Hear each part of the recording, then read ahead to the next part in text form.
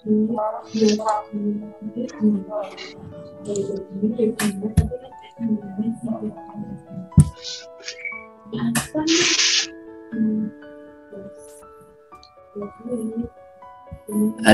tes Pak Dokter. Tes. Assalamualaikum. Salam. Sudah bisa dimulai, Pak? Oh, monggo. Sakit. Oh, nggih. Bapak Ibu yang saya hormati, acara Zoom meeting mana segaji pada hari ini segera kita mulai. Assalamualaikum warahmatullahi wabarakatuh. Waalaikumsalam warahmatullahi wabarakatuh. Bismillah, alhamdulillah, wassalatu wassalamu ala rasulillah wa ala alihi wa sahbihi wa mawalah, amma ba'dah. Yang terhormat Bapak Kepala Bidang Penyelenggaraan Haji dan Umroh Kantor Wilayah Kementerian Agama Daerah Istimewa Yogyakarta. Yang saya hormati Bapak narasumber, Bapak Dr. Tejo Katon, Bapak Ibu pelaksana ASI di bidang PHU, serta Bapak Ibu jemaah haji yang berbahagia. Pertama, mari kita bersama-sama mengucapkan puji syukur kehadirat Allah Subhanahu wa taala atas limpahan rahmat dan karunia-Nya. Pada kesempatan yang baik ini kita bisa bertemu di Zoom meeting tentang manasik haji yang ke-6 pada hari ini, tentang kesehatan kebugaran jamaah haji. Mengingat waktu, mari kita segera mulai dan mari kita acara Zoom meeting yang ke-6 ini kita buka dengan membaca lafal basmalah. Bismillahirrahmanirrahim. Nah, Bapak Ibu yang saya hormati, pada kesempatan ini materi yang akan disampaikan yaitu tentang pembinaan kesehatan mengenai kebugaran jamaah haji, dengan harapan jamaah haji mulai sekarang sampai nanti ketika ada pemberangkatan pulang mempunyai kebugaran yang baik dan tetap sehat. Untuk itu pada kesempatan ini perlu kami sampaikan, yang akan menyampaikan materi yaitu Bapak Dr. Haji Tejo Katon, MSI, MBA, MM. Beliau banyak berkecimpung di organisasi-organisasi tentang kesehatan. Pertama, dia adalah beliau Ketua FKAPHI, Forum Komunikasi Alumni Petugas Haji Indonesia Daerah Istimewa Yogyakarta.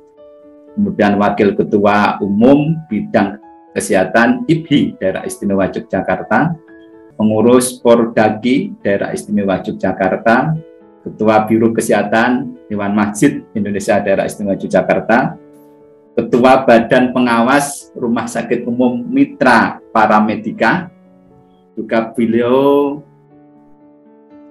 Ketua Unit Kesehatan Kantor Wilayah Kementerian Agama Daerah Istimewa Yogyakarta, dan juga sekaligus statistisi Kantor Wilayah Kementerian Agama Daerah Istimewa Yogyakarta. Banyak kegiatan beliau di sosial kemasyarakatan, terutama terkait dengan kesehatan. Untuk menggunakan waktu yang ada, ini nanti insya Allah 1 jam ke depan akan disampaikan tentang kebugaran masalah haji. Untuk itu waktu sepenuhnya kami aturkan kepada narasumber Bapak Dr. Tejo Katon. 1 jam Pak ke depan. Sampai detik ini partisipan ya 68. Mudah-mudahan nanti akan tambah. Biasanya sampai 250 Pak. Mudah-mudahan ini nanti bisa juga akan bertambah. Demikian, untuk itu waktu sepenuhnya kami aturkan kepada Bapak Dokter. Monggo Pak. Bismillahirrahmanirrahim. Assalamualaikum warahmatullahi wabarakatuh. Waalaikumsalam warahmatullahi wabarakatuh. Waalaikumsalam warahmatullahi wabarakatuh. Alhamdulillahirabbil alamin wa bihi nasta'inu ala umurid dunya waddin. Wassalatu wassalamu ala sayyidil mursalin sayyidina wa maulana Muhammadin wa ala alihi washabihi ajmain, amma ba'du. Bapak Kepala Bidang PHU yang kami hormati, Bapak Ibu Kasih di bidang PHU Kanwil Kementerian Agama Daerah Istimewa Yogyakarta yang kami hormati, Bapak Basori selaku narasumber yang kami hormati, ibu bapak jamaah haji yang dirahmati Allah Subhanahu wa taala. Alhamdulillahirabbil alamin. Marilah pertama-tama kita panjatkan puji syukur kehadirat Allah Subhanahu wa taala. Rahmat, hidayah, kesempatan, kesehatan, kehidupan pada kita sehingga pada siang hari ini kita masih diberikan hidup untuk bisa ngaji bersama tentang manasik haji khususnya bidang kesehatan. Sholawat serta salam mari kita tujukan pada junjungan kita Nabi Agung Muhammad sallallahu alaihi wasallam, keluarga sahabat lan sedaya umatipun. Ibu bapak jamaah haji ingkang kula hormati, karena keterbatasan waktu mungkin saya bisa share materi nggih Pak Basori nggih? Saya sudah jadi host belum? Sudah ya? Sudah.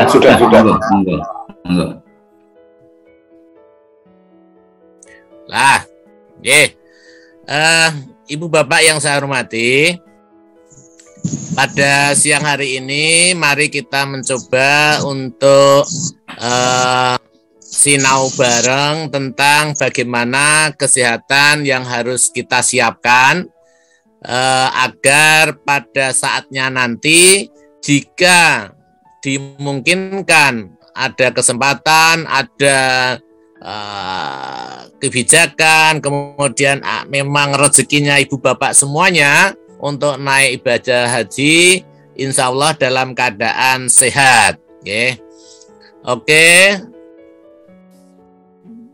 Nah, ibu bapak yang saya hormati, tidak bisa kita pungkiri bahwa hari ini dan bulan-bulan ke depan itu kita masih berkumpul, kita masih berkutat, kita masih berada pada masa pandemi COVID-19. Sehingga berhaji di tengah wabah COVID itu pasti akan dilingkupi oleh yang ada dalam gambar menika. Jadi nanti jumlah kemungkinan jumlah penumpang pesawat terbatas, kemudian kapasitas kamar tidur juga dibatasi dan sebagainya. Sehingga ibu bapak jamaah haji harus terbiasa dengan kondisi-kondisi new normal, kondisi-kondisi seperti yang memang harus kita hadapi sekarang ini. Yang bisa kita tengok dari pembicaraan, kemudian dari info-info yang beredar, itu kemungkinan besar jamaah haji 2022 itu masih menggunakan 3 skema pemberangkatan. Yang pertama, menika kalau seluruh dunia, jadi bukan Indonesia saja, bukan Yogyakarta saja, jadi seluruh dunia itu nanti itu COVID-nya kok dilalahnya hilang, bulan depan itu hilang, seluruh dunia, tapi seluruh dunia, menika ya seluruh dunia, tidak Indonesia saja, menika full berangkat. Nah, kalau memang COVID-nya berakhir. Kemudian skema yang kedua, itu skema jika tidak hilang sama sekali atau masih ada, sehingga tidak sepenuhnya hilang ibu bapak. Kalau skema wabah COVID itu tidak sepenuhnya hilang, kemungkinan besar nanti akan berlaku skema kota, nggih. Nah, monggo nanti itu kita tinggal nunggu kebijakan berapa persen yang berangkat itu menunggu kebijakan. Itu kalau jika skema 2, skema wabah COVID yang belum sepenuhnya hilang. Nah, tetapi kalau yang terjadi itu skema yang ketiga, di mana skema ketiga itu kasus COVID-nya itu masih tinggi, kemudian masih berefek yang membahayakan, belum terkendali, ya nyun sewu, mungkin dengan terpaksa akan seperti tahun kemarin. Jadi ada 3 skema. Yang pertama itu jika COVID-nya hilang, COVID-nya tidak ada lagi, insya Allah berangkat. Kemudian yang ketiga, jika COVID-nya masih tinggi, ya seperti tahun lalu. Kemudian kalau yang kedua, itu skemanya itu COVID-nya itu belum sepenuhnya, kemungkinan ada skema kota. Persenannya kita belum tahu. Jadi, kalau yang skema pertama itu tidak usah kita bahas karena itu memang semuanya berangkat gitu nggih. Skema yang ketiga juga nggak usah kita bahas karena tidak tidak berangkat. Baru malah ini yang skema yang kedua. Jika itu nanti ibu bapak jamaah itu terpilih dalam status semuanya, baik dari status kesehatan, istitoah, kemudian dan sebagainya itu bisa terpilih. Lah inilah nanti yang harus ibu bapak jamaah persiapkan apa yang harus kita lakukan untuk menghadapi itu semua. Okay? Jadi pada siang hari ini insya Allah dengan keterbatasan waktu akan saya sampaikan dari pra-embarkasi, kemudian embarkasi, kemudian di pesawat, kemudian turun di pesawat, Madinah Mekah, Armusna, sampai nanti kembali ke tanah air Indonesia. Itu jika nanti yang terjadi adalah yang skema 2. Okay? Nah, yang pertama itu pelayanan kesehatan pra-embarkasi. Dan ini insya Allah sudah dijalani oleh ibu bapak jamaah haji. Nggih. Apalagi ibu bapak jamaah haji yang tahun 2020 kan pasti sudah itu ya. 2020, 2021 itu pasti sudah mungkin 2022 juga sudah dilakukan penanganan di puskesmas dan vaskes lainnya. Jadi pada saat ibu bapak jamaah haji itu sebelum masuk embarkasi nanti, di pra-embarkasi itu bapak itu pasti dilakukan pemantauan kesehatan oleh puskesmas setempat. Jadi di mana ibu bapak itu berada, berdomisili, ibu bapak tercatat di puskesmas tersebut. Sehingga ibu bapak pasti akan dipanggil, diberi undangan untuk mengikuti pelayanan kesehatan pra-embarkasi. Nah, pelayanan kesehatan pra-embarkasi itu apa aja? Nah, di sini ada 3. Jadi pada saat dilakukan tes seperti ini, itu ibu bapak nanti akan diklasifikasikan, akan digolongkan dalam 3, yaitu risti, tidak risti, resiko tinggi di sini nggih. Risti itu resiko tinggi atau tidak resiko tinggi, nggih. Kemudian penentuan istitoah. Dan yang ketiga nanti penentuan kelaikan terbang. Jadi di pra-embarkasi sebelum nanti ibu bapak itu terbang itu akan dilakukan 3 tahap seperti ini. Jadi nanti risti tidak risti lolos, kemudian istitoah lolos, kemudian kelaikan terbang lolos, itu baru ibu bapak terbang. Ini belum masuk tahap SOP COVID, okay? Jadi belum. Ini masih dalam koridor umum pemeriksaan kesehatan pra-embarkasi. Nah, di sini kalau kita gambarkan dalam algoritma, jadi prosedur pelayanan kesehatan jamaah haji menika di yang pertama, niki kalau menurut Permenkes nomor 15 tahun 2016 pasal 9, nggih. Jadi nanti akan dibedakan dalam 4 golongan ibu bapak jamaah. Yang pertama itu Sirotol mustaqim. Jadi ibu bapak jamaah haji itu lolos, lancar, memenuhi syarat istitoah. Jadi bebas hambatan, menika. Kemudian yang kedua itu memenuhi syarat istiqoah tapi dengan pendampingan. Dengan pendampingan itu bisa dengan obat, kemudian dengan alat, misalkan dengan apa nih kok, krek atau apa itu, kemudian dengan pendampingan keluarga, nah itu memenuhi syarat tapi dengan pendampingan.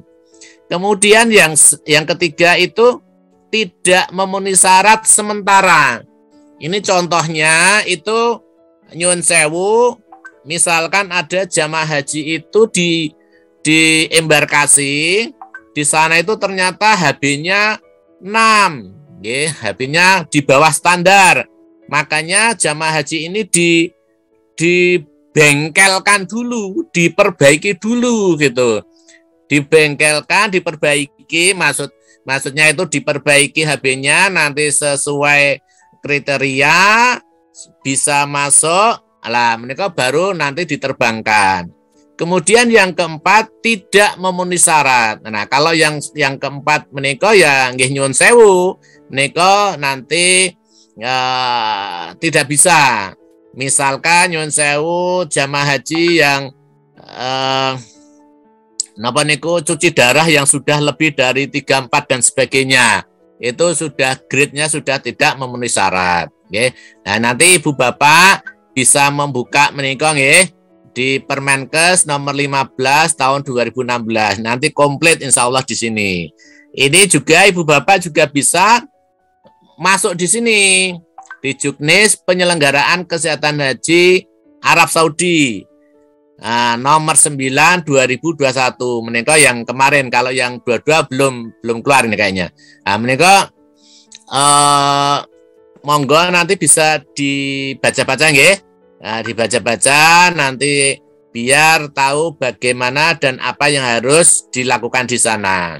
Nah, tujuan manasik haji online pada siang hari ini itu yang pokok itu di sini nyun sewu. Jadi di Undang-Undang Nomor 8 Tahun 2019 itu tentang penyelenggaraan ibadah haji dan umroh itu menyebutkan bahwa jamaah haji ini diminta untuk mandiri dan mempunyai ketahanan yang kuat, sehingga nanti nyun sewu yang akan saya sampaikan itu adalah bagaimana ibu bapak jamaah haji itu bisa menangani kesehatan itu secara sendiri. Jadi mandiri, tidak tergantung pada istilahipun tenaga medis. Karena bagaimanapun juga tenaga medis itu tidak bisa mendampingi ibu bapak 24 jam. Maksud saya tidak bisa mendampingi personal gitu nggih. Nah, tidak bisa karena petugas haji itu kan paling 5 gitu nggih. Tenaga medisnya 3, kemudian ketua kloter dan pemandu ibadah. Padahal jamaah hajinya kan ratusan. Jadi nggak bisa nanti mendampingi satu persatu jamaah. Untuk itu ibu bapak diminta untuk mandiri. Apa yang dapat saya lakukan, apa yang dapat saya kerjakan apabila tidak pas berada di dekat tenaga medis jika terjadi sesuatu. Nah, nego. Jadi kalau untuk tenaga medis, insya Allah nanti ada pelatihan integrasi, kemudian ada pelatihan kompetensi dan sebagainya. Jadi kalau yang pada siang hari ini, monggo nanti ibu bapak jamaah haji itu bisa menangani sendiri ya. Jadi mandiri karena mereka memang itu akan lebih baik. Tidak tergantung pada kelompok dan siap dimanapun kapanpun berada. Nah, ibu bapak jamaah haji yang saya hormati, yang kula hormati, apa tips sehat calon jamaah haji itu pra-embarkasi? Nah, sekarang kan kita tadi bicara masih dalam koridor pra-embarkasi. Nah, kalau pra-embarkasi jelas sekarang kita masih dalam masa pandemi COVID-19.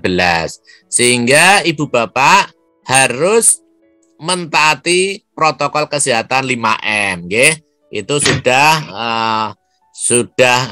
harus kita terapkan dimanapun, kapanpun, pakai masker, cuci tangan, jaga jarak, dan sebagainya. Kemudian makan makanan yang bergizi dan bervitamin. Menika praembarkasi, karena nanti Ibu Bapak akan melalui screening yang ketat, maksudnya screening pribadi yang ketat. Kemarin itu disampaikan bahwa istitoah itu yang bisa mengukur itu adalah diri sendiri. Jadi sebenarnya istitoah itu yang bisa mengukur adalah diri sendiri.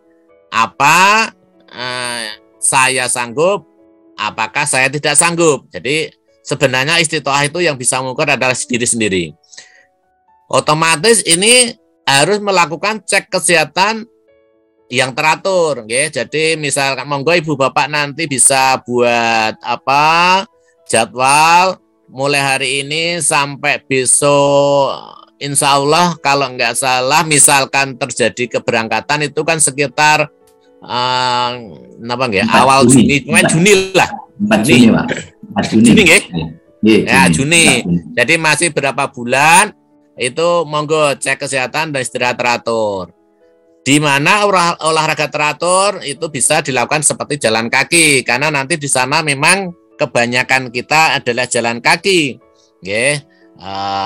sa'i, tawaf, jalan dari hotel ke tempat ibadah itu kebanyakan jalan kaki.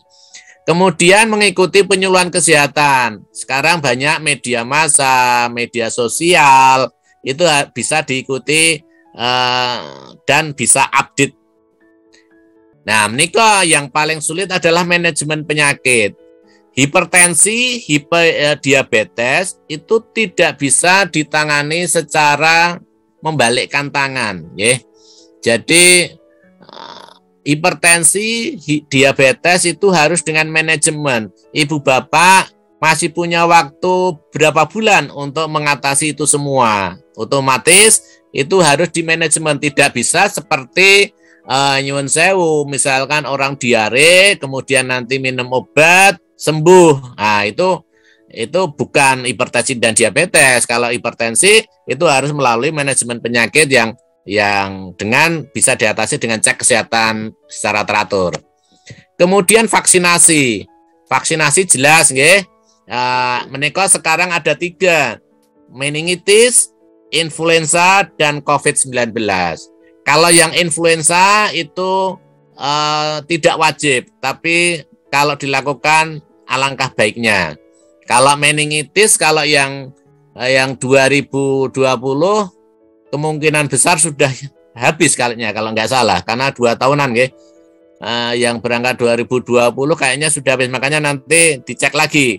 Kemudian kalau yang COVID, insya Allah Ibu Bapak jamaah haji itu sudah dilakukan vaksinasi COVID. Bahkan mungkin ada sebagian jamaah yang sudah dilakukan vaksinasi booster, mungkin sudah dilakukan. Nah, monggo nanti karena di sana itu tempat kumpulnya orang-orang seluruh dunia, itu Ibu Bapak bisa melakukan vaksinasi influenza untuk lebih membuat pertahanan tubuh itu lebih bagus. Nah, tidak ada salahnya juga Ibu Bapak melakukan aklimatisasi. Aklimatisasi itu menyesuaikan dengan suhu panas, sehingga nanti tubuh badan Ibu Bapak itu tidak kaget. Makanya kalau sekarang itu mau ke pasar, itu kalau cari tempat parkir ya yang jauh. Nah, nanti terus jalan kaki. Nah, itu namanya aklimatisasi, nggih. Jadi kalau ke pasar, ke apa itu cari tempat parkir yang jauh, yang panas, kemudian jalan kaki. Itu sudah istilahnya sudah mempraktekkan bagaimana Ibu Bapak nanti menyesuaikan dengan suhu panas. Karena di Mekah itu suhunya bisa panas sekali, bisa dingin sekali. Tapi kalau Juli, Agustus itu pas panas-panasnya kalau nggak salah. Kalau November itu dingin kalau nggak salah. Tapi kalau Juli itu panas sana. Okay? Jadi menikah harus dilakukan aklimatisasi. Sehingga nanti ibu bapak itu tidak istilahnya badannya sudah menyesuaikan diri. Ini yang dimaksud dengan Undang-Undang Nomor 8 tahun 2019 tadi. Jadi haji yang mandiri. Tidak tergantung pada kelompok. Sehingga jangan nanti sedikit-sedikit tenaga medis, nanti karena jelas tenaga medis itu nanti akan membawai banyak orang. Sehingga ibu bapak harus menyiapkan badan sehat mulai sekarang. Nah, kenapa tadi saya sampaikan jalan kaki? Karena di sana itu ada 4 rute jalan kaki yang cukup jauh. Nah, menikah. Jadi kalau tawaf nih, ibu bapak jamaah haji kalau masih ingat kalau di puskesmas itu kan ada tes kebugaran. Tes kebugaran itu ibu bapak diminta untuk jalan kaki sejauh 1,6 kilo, ya. Nah, itu tes kebugaran namanya. Tes kebugaran itu ibu bapak diminta untuk jalan kaki 1,6 kilometer. Tujuannya apa? Karena tawaf itu jarak terpendek, ya. Ini jarak terpendek. Maksudnya jarak terpendek itu jika bisa mepet Ka'bah. Nah, jika bisa mepet Ka'bah itu jaraknya 200 meter. Nah, kalau tawaf kalikan 7 itu 1,4 kilo. Sehingga kalau ibu bapak jamaah haji itu tes kebugarannya, di mana tes kebugaran itu 1,6 kilo, ibu bapak hebat. Makanya nanti coba dilihat di rapotnya ibu bapak, itu tes kebugarannya hasilnya baik atau tidak. Kalau ibu bapak itu nyun sewu, hasilnya itu kok ternyata masih kurang baik, lah monggo nanti bisa latihan jalan lagi, muter lapangan dan sebagainya sampai nanti kalau dilakukan tes kebugaran lagi hasilnya bagus, okay? Nah, kemudian sa'i menika 3,5. Nih, sa'i menika 3,5 kilo. Nah, ini yang harus ibu bapak lakukan sehingga setelah tadi itu tawaf 1, dan nggak mungkin, nyuwun sewu, nggak mungkin ibu bapak itu bisa mepet, itu jelas nggak mungkin. Apalagi sekarang musim COVID itu kan kemungkinan dibatasi, sehingga ibu bapak akan melakukan di ring di luar itu. Kalau ring di luar itu, kalau ring di luar itu pasti akan lebih dari 1,4, 1,4 kilo. Nah, sehingga kalau ibu bapak itu tes kebugarannya 1,6 kilo itu sudah bagus, insya Allah sudah terlatih. Nanti setelah ibu bapak tawaf, ibu bapak sa'i 3,5 kilo. Nah, nih jarak antara Safa Marwah kurang lebih 470 meter. Nah, ini kan. Ya, ini. Nanti kalau dijumlah itu 3,5 kilo ini. Kemudian jalan dari Hotel Pondokan ya rata-rata segitulah. Nah, nanti tinggal banyak berdoanya saja, ada yang dekat, ada yang tinggi, ada yang jauh lah, itu rata-rata 2-3 kilo. Kemudian dari Kemah Mina ke Lentara itu juga sampai segitu kilo.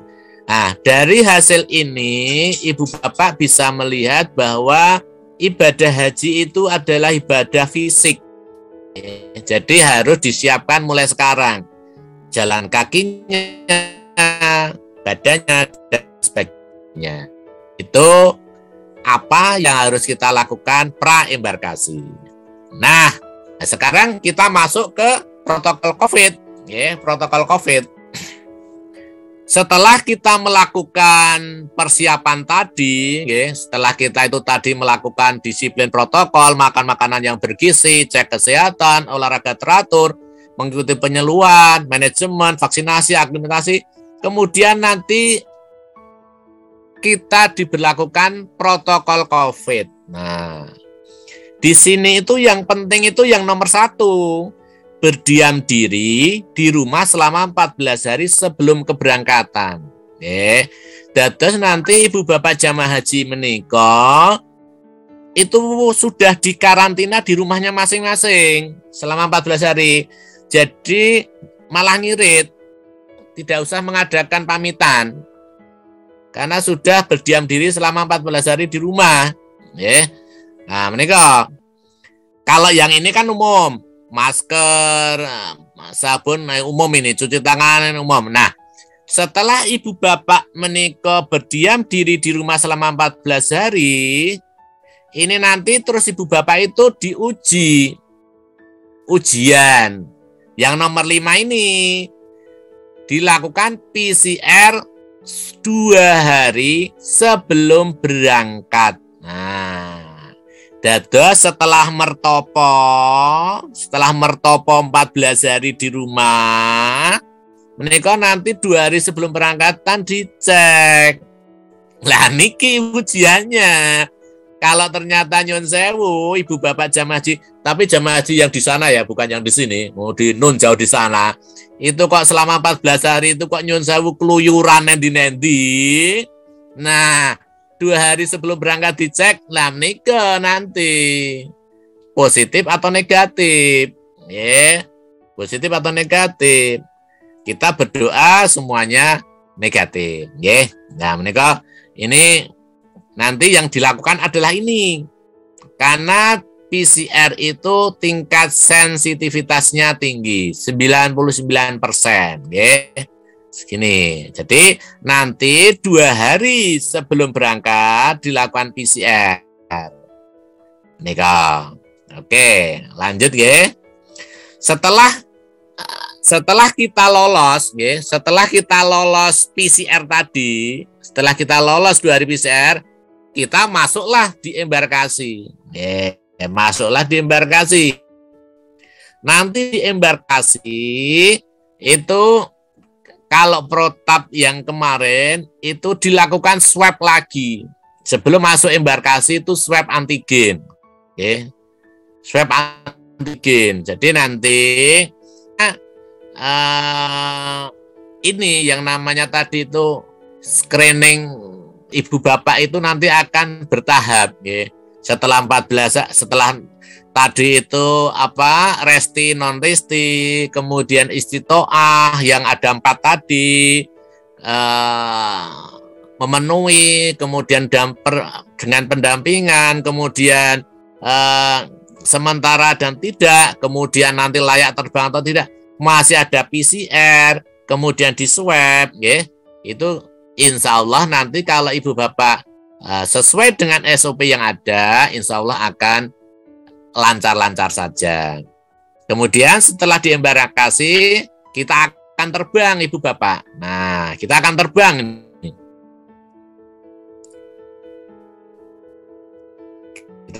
Terbang. Oke. Nah, di pesawat pun di bandara, ibu bapak itu akan diberlakukan protokol kesehatan. Nah, seperti umum lah ini. Ini seperti umum. Nika. Sehingga nanti jaga jarak tetap, kemudian cuci tangan dan sebagainya. Yang penting di sini, niki di bandara, kemudian ini yang selanjutnya. Ini yang selanjutnya. Yang paling berat itu yang nomor 8. Tidak mengobrol selama perjalanan. Nah, ini kok yang kalau ini kan ini semuanya nomor 8 ini tidak mengobrol selama perjalanan karena ditakutkan nanti dropletnya itu keluar, Nah, monggo nika jadi ini yang paling berat kayaknya selama 9-10 jam menang dari patung, Nah, nika. Oke, nah apa yang terjadi di pesawat, ibu bapak yang kami hormati? Kemungkinan besar itu yang terjadi adalah jet lag. Jet lag itu karena bingung, kelelahan, kemudian dalam waktu yang lama. Makanya kebanyakan orang turun dari pesawat itu goyang dan sebagainya. Nah, menika di mana gejalanya itu kelelahan, nggak bisa tidur, kecemasan, sembelit, diare dan sebagainya. Sehingga monggo nanti karena jet lag itu sering banyak dialami oleh masyarakat kita, apa yang harus kita lakukan? Jadi ini nanti bisa dibaca sendiri, kiat untuk mengurangi ini. Jadi kalau sebelum terkena jet lag, relax, kemudian jauh-jauh hari, nanti kan pasti akan diarahkan waktunya itu disamakan, kemudian banyak minum air putih. Tapi yang paling penting itu adalah di sini Ibu Bapak. Nah, Ibu Bapak jamaah, rumus jadwal makan 4 hari menjelang keberangkatan. Terus hari pertama, jadi nanti Ibu Bapak jamaah haji itu menghitung 4 hari mundur. 4 hari mundur. Jadi misalkan saya nanti terbangnya tanggal 10, makanya mundur 4 hari. Mundur 4 hari, mundur 4 hari. Nanti hari pertama itu makannya seperti ini. Makan malamnya kentang. Kemudian hari kedua makan ringan. Hari ketiga seperti hari yang pertama. Hari keempat itu seperti hari kedua dan nanti insya Allah di embarkasi sudah disediakan. Ini adalah ikhtiar kita agar kita nanti tidak terjadi jet lag. Jadi kalau insya Allah sudah kita lakukan seperti ini, itu insya Allah jet lag itu tidak, mudah-mudahan tidak terjadi. Karena Ibu Bapak akan mengalami perjalanan pesawat yang lama, 9-10 jam. Terus monggo nanti dihitung kapan saya terbang, mundur 4 hari. Mundur 4 hari. Makan pagi, siang, telur, buncis, ada. Makanya nanti di sana, di Arab Saudi itu kebanyakan makannya buncis. Buncis kebanyakan.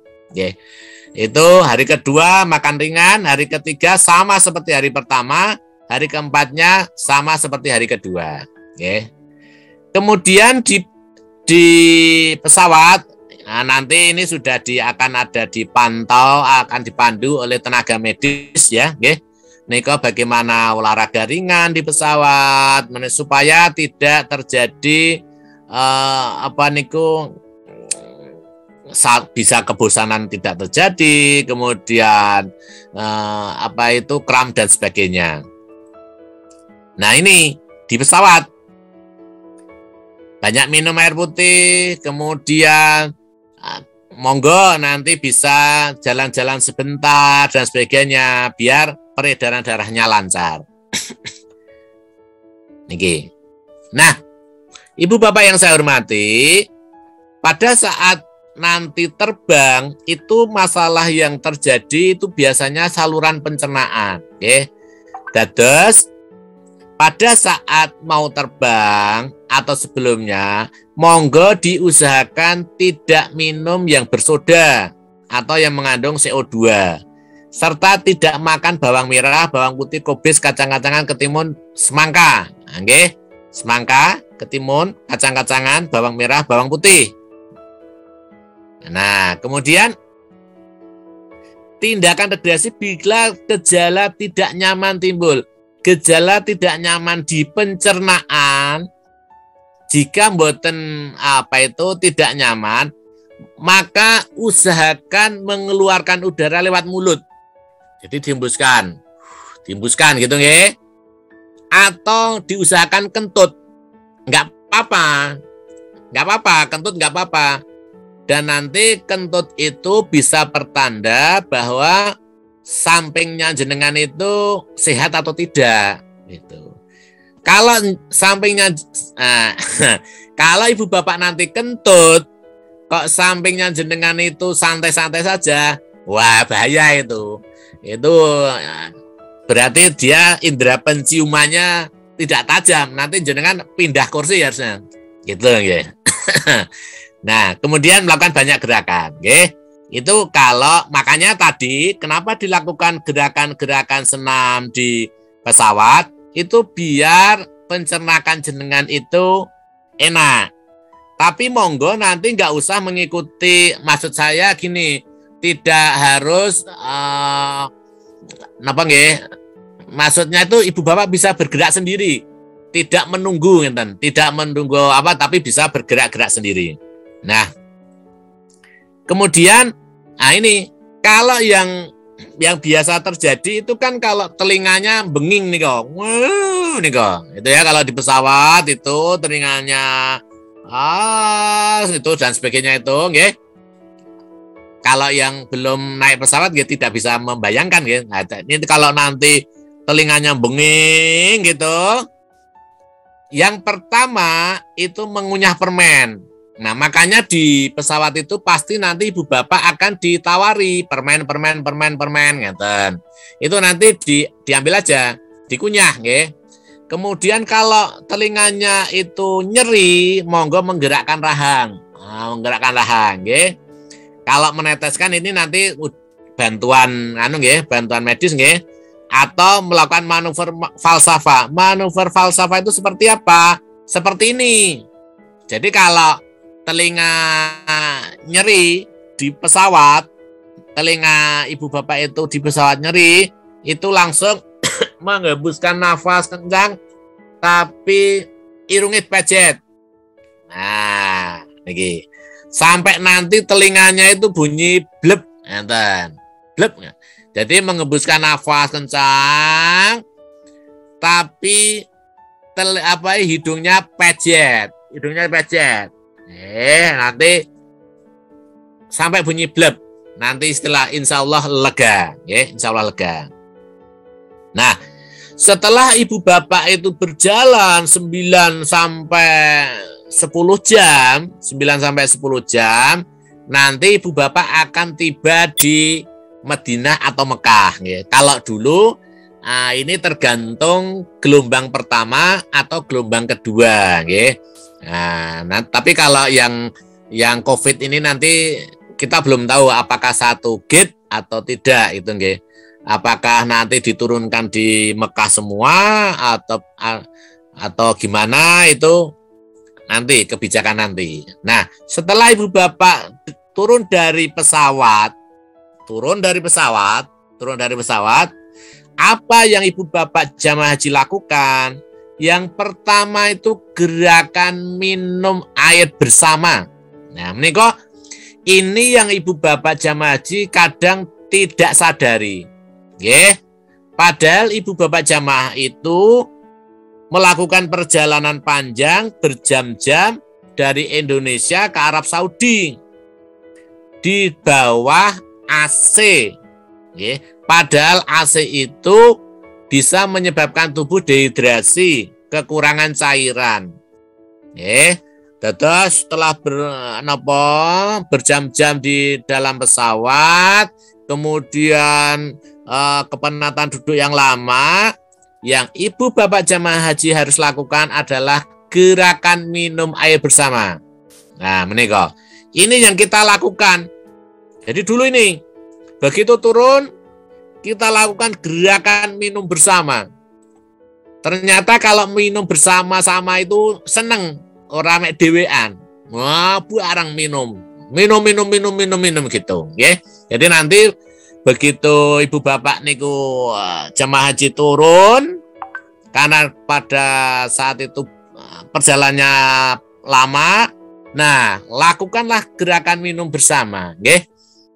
Gitu. Kalau nanti kok tidak ada yang minum, ya minum dewe, nggak usah nunggu bersama. Nah, jadi kalau nanti kok dilihat-lihat kok nggak ada yang nyuruh gerakan minum bersama, minum dewe-dewe. Nah, gitu, okay. Nah, kenapa? Karena jamaah haji Indonesia itu akan mengalami perbedaan cuaca ketika berada di Madinah atau Mekah. Suhu Madinah Mekah itu bisa sampai di atas 40 derajat. Ya, apalagi nanti kalau Juli, Agustus, itu musim panas. Sehingga tips yang bisa ibu bapak lakukan mandiri kita berpikir mandiri seperti tadi, nah, itu apa? Yang pertama, kurangi kegiatan di ruang terbuka. Nah, kalau standar COVID, nanti begitu ibu bapak itu turun di Mekah ya, kalau nggak salah turunnya di Mekah, itu ibu bapak akan dilakukan tes swab lagi.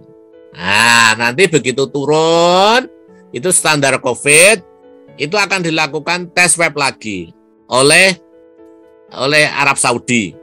Nah, menikah nanti kalau yang hasilnya hanya akan ada 2, positif dan negatif. Sehingga, tapi kita nggak usah mikir yang negatif, karena nanti kalau negatif tidak karantina, positif saja. Positif, kok positif? Kalau positif nanti karantina, okay? Kita mikir yang nanti hasilnya negatif. Oke, setelah kita lolos napa niku standar COVID di sana, yang kita lakukan adalah menika jangan lupa APD, okay? APD jangan lupa, alat pelindung diri, okay? Alat pelindung diri jangan lupa. Makanya ibu bapak harus menyiapkan dari rumah, apa itu payung, apa itu kacamata hitam, kemudian semprotan air, sandal sepatu, dan sebagainya. Okay? Menika karena nanti akan kita pakai sebagai alat pelindung diri kita di Arab Saudi, Madinah, Mekah. Kemudian perlengkapan APD itu apa saja toh? Nah, tadi yang sudah saya sampaikan bisa topi, peci, kacamata hitam, masker, jelas nek masker jelas sekarang apalagi di masa pandemi Covid ini wajib masker nggih. Kemudian alas kaki, krim, tas, sanitizer, seperti ini. Dan insya Allah ini ibu bapak sudah familiar, sudah mungkin sudah dipersiapkan dari sekarang, nggih. Nah, setelah kita melakukan pemenuhan APD, apa yang kita lakukan? Perbanyak minum air putih. Perbanyak minum air putih. Pokoknya di sana itu adanya minum gitu ya. Jadi minum. Karena apa? Karena kalau kita kurang minum, itu nanti di sana bisa kita cek lewat air seni kita. Nah, jika air seni kita menika nyun sewu level 6 yang coklat ini berarti dehidrasinya sudah parah. Ibu bapak harus segera guyur minum dan cek ke dokter, ke TKHI atau TKHD. Okay? Jadi nanti jangan sampai terlena urusan minum, karena di sana itu wajib minum, okay? Nanti bisa dicek sendiri-sendiri urin saya warnanya apa. Kalau warnanya sudah coklat, harus segera lapor pada dokter, okay? Sambil minum banyak. Kemudian nyun sewu, hindari berlebihan minuman yang berkafein atau soda. Karena apa? Karena kafein itu memiliki sifat diuretik, sehingga karena diuretik, dia akan menyebabkan kebutuhan untuk buang air kecil itu tinggi. Sehingga ibu bapak itu nanti akan sering kencing. Kalau nanti itu sering kencing, berarti kekurangan cairan. Kalau ibu bapak kurang minum. Nah, tapi kalau ibu bapak nyun sewu, ibu bapak jamaah haji itu kok memang senangnya ngopi, enggak apa-apa. Saya minum kopi. Arab Saudi itu suhunya panas, bisa kopi, kafein itu dehidrasi, berarti saya minumnya saya tambahi minum air putihnya, gitu nggih. Jadi minum kopi enggak apa-apa, tapi juga minum air putihnya lebih banyak gitu. Nah, kalau yang soda itu membuat air liur itu menjadi berkurang, sehingga nanti rasa hausnya menjadi meningkat. Jadi monggo nanti kalau ibu bapak itu terpaksanya kok suka minum yang berkafein dan soda, enggak apa-apa, tapi nanti diimbangi dengan minum air putih yang banyak. Itu nggih. Jadi nanti ada balance, ada keseimbangan. Kemudian menika ini yang kita bahas itu kita sudah di Mekah atau Madinah nggih. Jadi setelah minum, menganalisa urin itu kita lakukan istirahat yang cukup. Monggo nanti kalau ada waktu yang memang kita bisa istirahat, kita istirahat gitu nggih. Sehingga biar nanti kondisi kita tetap terjaga. Nyun sewu, ini saya sekilas-sekilas karena keterbatasan waktu nggih, biar nanti bisa tersampaikan semuanya. Kemudian konsumsi makanan sehat nggih. Kalau di Arab Saudi nanti itu sudah disediakan makan, monggo langsung dimakan, segera dimakan. Karena nyun sewu nanti di sana itu kan ditutup dengan bahan itu ya, bahan makanan itu biar nanti tidak terjadi keracunan, sehingga segera dimakan. Nah, monggo nanti yang penting juga ini makan minum yang cukup, karena bisa terjadi gangguan sengatan panas.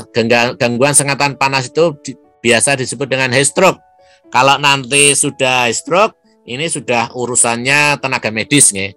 Jadi nanti bagaimana cara penyelesaiannya dan sebagainya itu nanti ibu bapak tinggal bisa menghubungi tenaga medis yang mendampinginya. Nah, kemudian juga nanti insya Allah di sana juga akan ada posko-posko kesehatan. Manfaatkan itu dengan baik. Jadi jangan sampai nanti ibu bapak sudah screening dari awal di tanah air, nanti di sana tidak memanfaatkan fasilitas yang ada situ. Sehingga monggo nanti manfaatkan itu agar tidak mengalami flu, terutama batuk pilek yang mudah menularkan kepada yang lain. Nah, menika tips menghadapi cuaca panas di Mekah. Nah, jelas pakai penutup kepala, itu nanti bisa macam-macam, bisa pecis, bisa payung dan sebagainya. Kemudian pilihlah atau sekarang siapkan pakaian yang menyerap keringat. Mulai sekarang monggo bisa disiapkan. Nah, menika harus minum walaupun tidak merasa haus. Jadi jangan sampai kita itu minum menunggu kita haus. Jangan, di sana itu minum. Usahakan makanan yang berkuah. Kenapa berkuah? Karena ada asupan cairannya, bisa pengganti minum. Topi, kacamata, alas kaki dan sebagainya. Oke. Nah, sudah sampai di sana itu nanti akan berlaku protokol kesehatan di darat, di bis. Nah, menikah. Jadi nanti akan diberlakukan protokol kesehatan seperti ini. Nanti ibu bapak bisa baca sendiri. Pokoknya intinya itu asal ibu bapak menerapkan 5M, ya, cuci tangan, pakai masker, jaga jarak, pokoknya hindari kerumunan. Itu insya Allah itu sudah memenuhi protokol kesehatan. Ini protokol kesehatan di asrama, di hotel, ya, di hotel. Jadi nanti tetap 5M, ya. Ini tidak menyentuh area wajah, ya, karena menika masuknya COVID itu di mata, hidung dan mulut. Monggo, jadi itu yang harus kita pahami bersama. Usahakan memakai peralatan ibadah sendiri. Nah, ini jelas, ya. Jelas sudah tidak dipersiapkan dari rumah. Kemudian PHBS juga akan selalu diingatkan oleh tenaga-tenaga medis di sana. Protokol kesehatan di jamaah haji di masjid. Nanti kan akan ada yang namanya aplikasi Tawakalna. Di sana itu jelas nanti akan bagaimana ibu bapak itu nanti bisa masuk atau tidak. Kemudian sudah diatur di situ. Nah, nanti kalau ibu bapak itu sudah masuk di masjid, berlakulah ini, nggih.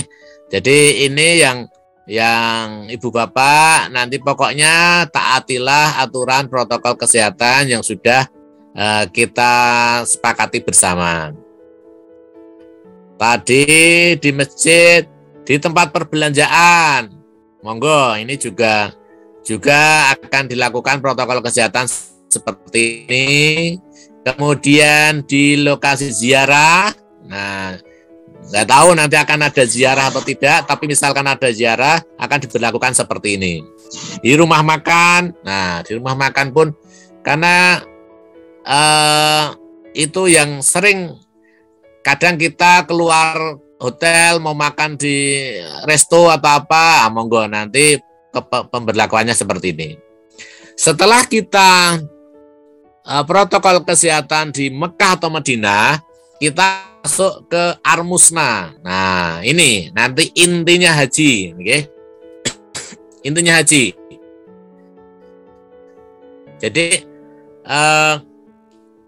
setelah tadi embarkasi di pesawat, kemudian turun, kemudian di Mekah, Madinah, kemudian setelah digodok di sana, kita masuklah di Armusna, Arafah, Musdalifah, Mina. Oke. Nah, di sana nanti juga akan ada pelayanan protokol kesehatan.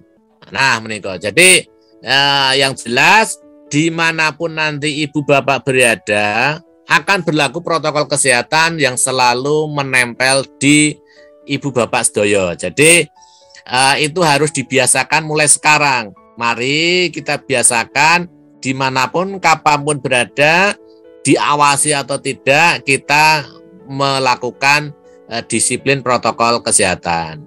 Nah, ini contoh APD lengkap ibu bapak. Ini yang saya pakai dulu. Jadi payung ini di Mina kalau nggak salah, di Mina ini. Jadi pakai payung, pakai kacamata hitam, masker, kemudian semprotan air, sepatu, kemudian tas itu isinya bekal makanan, ya. Jadi lengkap sana. Dan yang lain pun juga lengkap. Kacamata, peci, masker, sandal, nah ini semuanya. Ini namanya APD. Makanya nanti harus ibu bapak jamaah haji siapkan mulai sekarang. Apa yang harus kita lakukan selama di Armusna? Ya? Yang jelas dari awal sampai akhir intinya di sana itu adalah banyak minum air putih. Ya? Banyak minum air putih.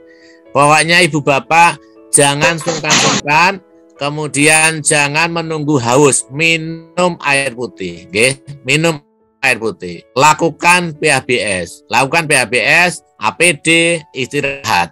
Gimana apa yang saya tekankan, okay? Nah, ini sudah mau rampung. Kemudian setelah Armusna, otomatis kembali ke tanah air. Nah, kembali ke tanah air. Protokol kesehatan nanti akan dilakukan swab PCR. Apakah ibu bapak itu nanti boleh terbang kembali ke Indonesia atau tidak? Oke. Kita pokoknya berpikirnya lolos, syiratal mustaqim, lolos. Nah, begitu nanti ibu bapak itu lolos, PCR-nya lolos, terbang ke Indonesia, itu nanti melakukan karantina SOP COVID-19. Nih, jika dalam waktu 14 hari setelah pulang, ibu bapak jamaah haji itu mengalami keluhan-keluhan yang sesek dan sebagainya, monggo nanti bisa langsung ke puskesmas, fasilitas kesehatan itu, sambil nanti ibu bapak istirahat, ya, makan bergizi dan sebagainya. Sehingga kalau ini nanti dilakukan, kayaknya ibu bapak jamaah haji itu juga tidak akan ada terima tamu. Lah gimana? Wong sudah karantina 14 hari, ya malah ngirit sebenarnya. Jadi tadi pas berangkat kan nggak ada pamitan, karena ibu bapak sudah karantina 14 hari, terus nanti di tes PCR 2 hari sebelum berangkat. Pulang karantina 14 hari, tenang, jadi nggak usah beli apa-apa sebenarnya, malah ngirit. Jadi tamunya di luar rumah, Pak. Ribon? Tamunya di luar rumah. Oh iya, nanti tamunya nanti oleh-olehnya online saja. Oleh-olehnya online, nggih. Jadi tamunya lewat Zoom, Pak Dokter. boleh itu. Iya, nanti oleh-olehnya Zoom, nanti kasih doanya lewat Zoom. Nah, jadi itu nggih. Jadi monggo Ibu Bapak, ini yang saya sampaikan ini adalah sesuatu yang Ibu Bapak ini haji yang mandiri. Jadi materi pada siang hari ini itu untuk jamaah haji agar bisa mandiri. Kalau ini kebetulan ada nyun sewu teman-teman saya dari medis. Nah, nanti kalau para medis itu nanti akan ada pelatihan integrasi, pelatihan kompetensi gitu.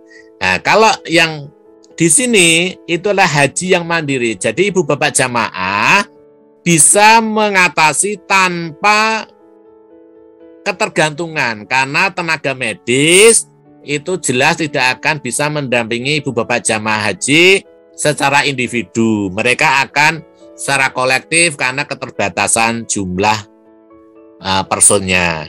Mungkin itu, monggo Ibu Bapak,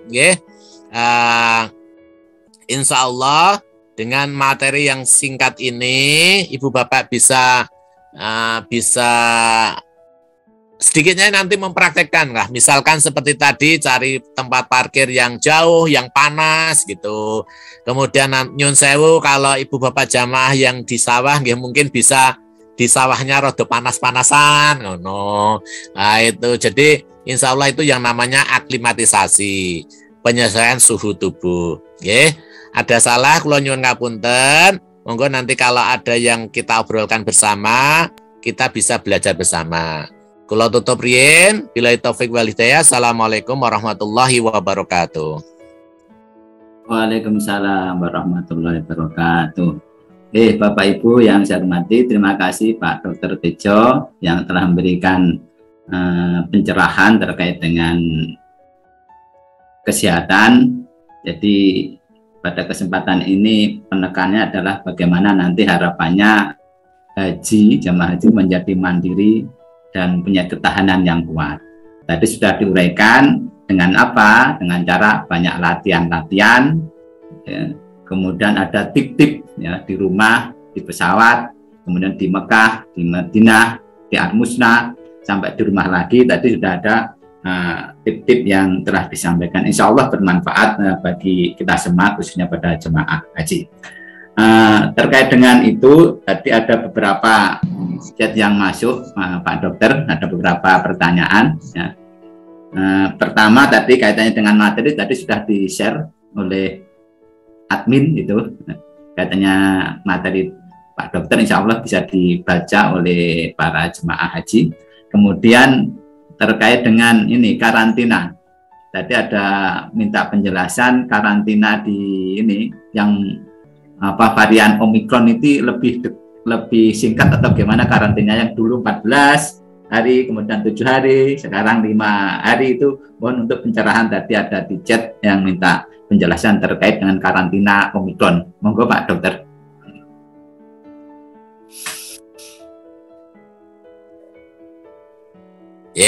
Matur nuwun.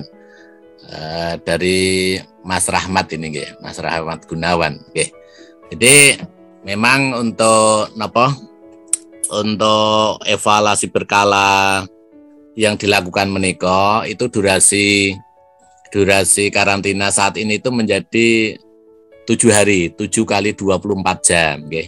7 kali 24 jam. Bahwa itu memang karena masa inkubasi varian Omikron itu 3 hari setelah pertama kali terpapar, okay. Jadi memang ini masih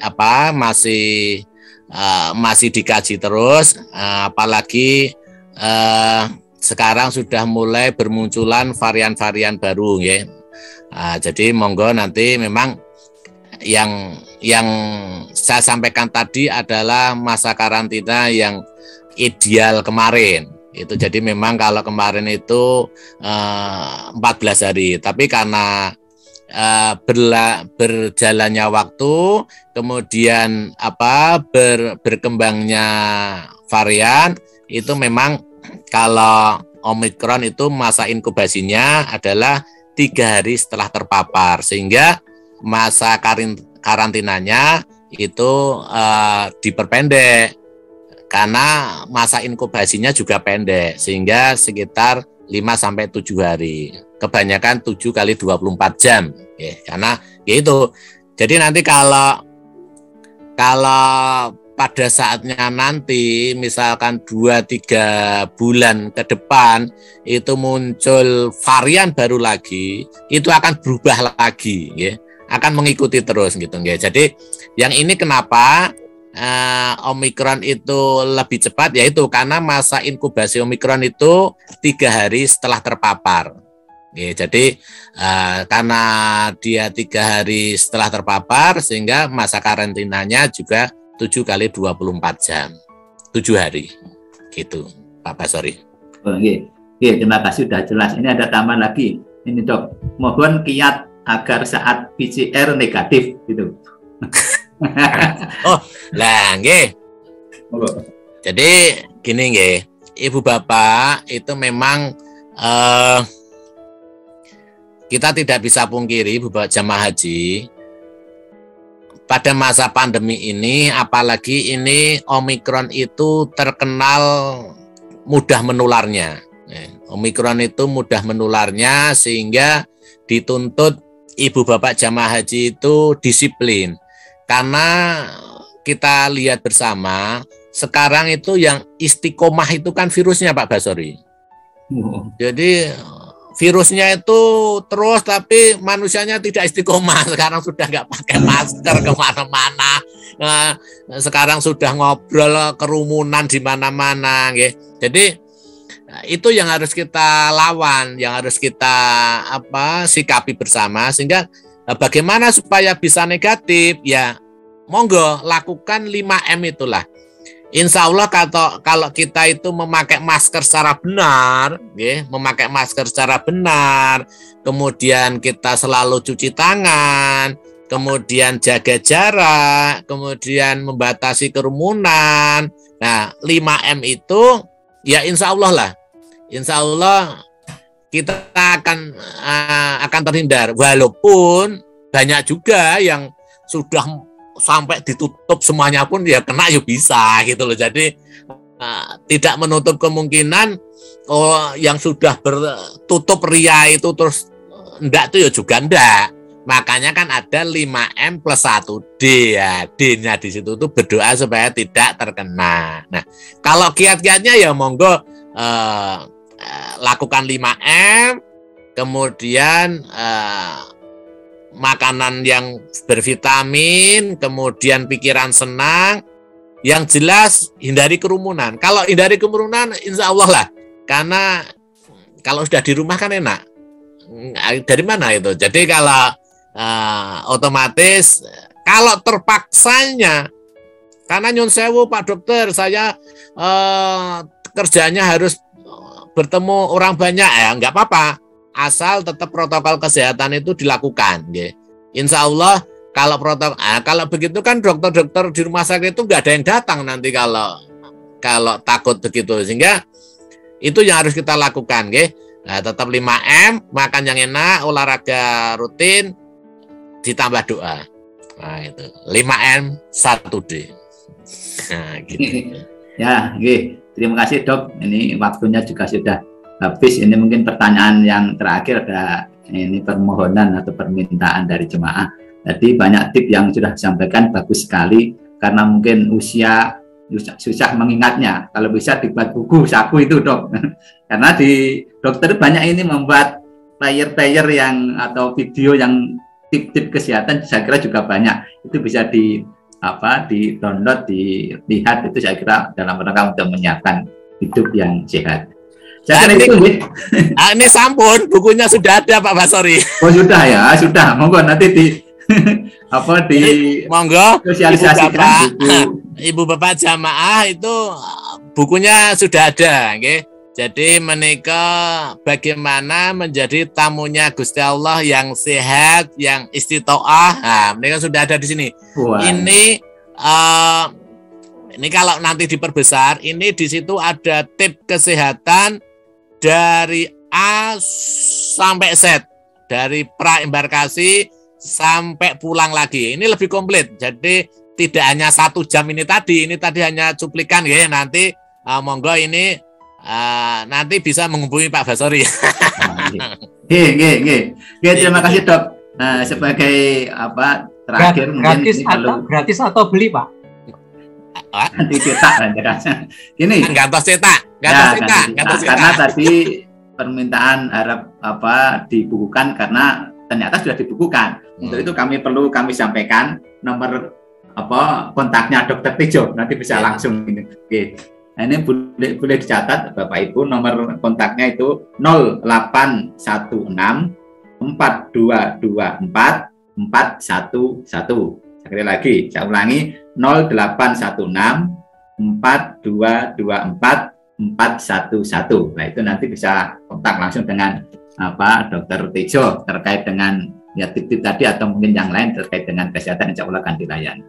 Bapak Ibu jamaah yang saya hormati, karena waktu sudah selesai seperti jadwal, benarnya sampai 2:30, tapi ada pertambahan untuk tanya jawab. Nanti kalau ada permasalahan lain ataupun kurang jelas bisa langsung kontak langsung dengan nomor yang saya sebutkan tadi. Siap. Sekali lagi terima kasih Dr. Tejo yang telah memberikan paparannya yang sangat bagus sekali, yang sangat berguna bagi kita semua khususnya jamaah haji. Untuk itu kami ucapkan terima kasih kepada Ibu yang telah mengikuti Zoom meeting ini, dan mari acara manasik haji online yang ke-6 ini kita akhiri dengan melafalkan Alhamdulillah. Dari kami ada kurang lebihnya mohon maaf. Saya akhiri wabillahi taufiq wal hidayah. Wassalamualaikum warahmatullahi wabarakatuh.